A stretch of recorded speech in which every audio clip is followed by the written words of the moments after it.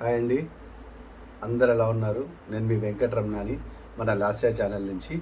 So ఇవాళ నా personal లైఫ్లో నాకు, మా మదర్కి, మా మిస్సెస్కి ఒక ఇన్సిడెంట్ జరిగింది. యాక్చువల్లీ ఇది వే బ్యాక్, అంటే చాలా కాలం ముందర జరిగింది.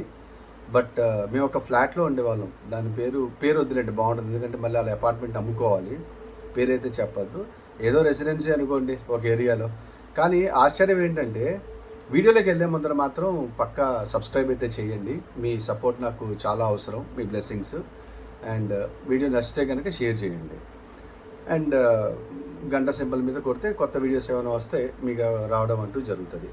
రెండో ఇష్యూ ఏంటంటే, ఇప్పుడు నేను చెప్పాను నా పర్సనల్ లైఫ్లో నాకు జరిగిన ఇన్సిడెంట్ ఏంటంటే, ఒక అపార్ట్మెంట్ ఉండేది, చెప్పాను రెసిడెన్స్ అని ఏదైనా అనుకోండి అని.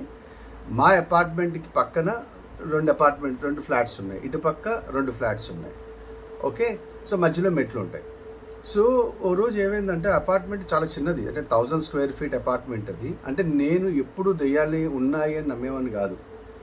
అంటే ఏదో సినిమాలు చూసాము, లేకపోతే ఈవిల్ డెడ్ లాంటివి చూసి ఏదో ఇవన్నీ ఇల్యూషనరీ బేసిస్ మీద డైరెక్టర్స్ తీస్తారులే అని చెప్పి అనుకున్నాను. ఓకే, సో అప్పటిదాకా నేను ఎప్పుడూ నమ్మలేదు.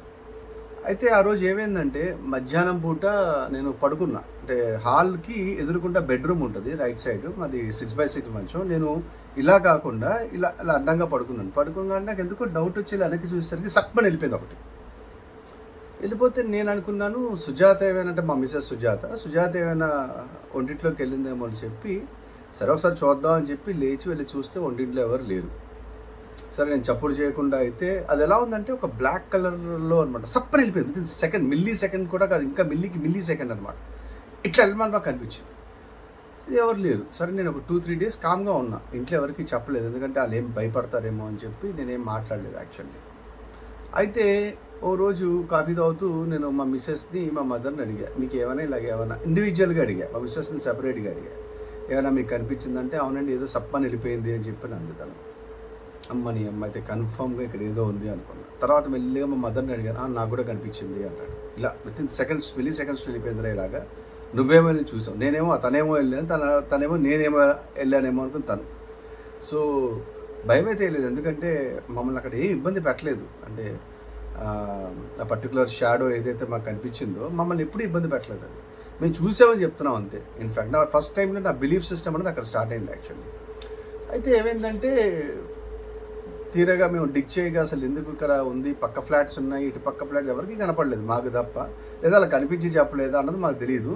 అండ్ కనుక్కుంటే ఏంటంటే, మా అపార్ట్మెంట్ ఎవరైతే ఓనర్ ఉన్నారో ఆ అబ్బాయి అనమాట, ఆ అబ్బాయి వాళ్ళ ఫాదర్ ఉరేసుకుని చచ్చిపోయాడు అతను నేను ఉంటుండే ఇంట్లో అనమాట. సో చాలామంది అంటే నేను చెప్పడం జరిగింది, అదే గాలి తిరుగుతుందేమో అని చెప్పి అన్నారు అనమాట. యాక్చువల్లీ ఇది నేను ఫస్ట్ టైం బిలీవ్ చేశాను అనమాట.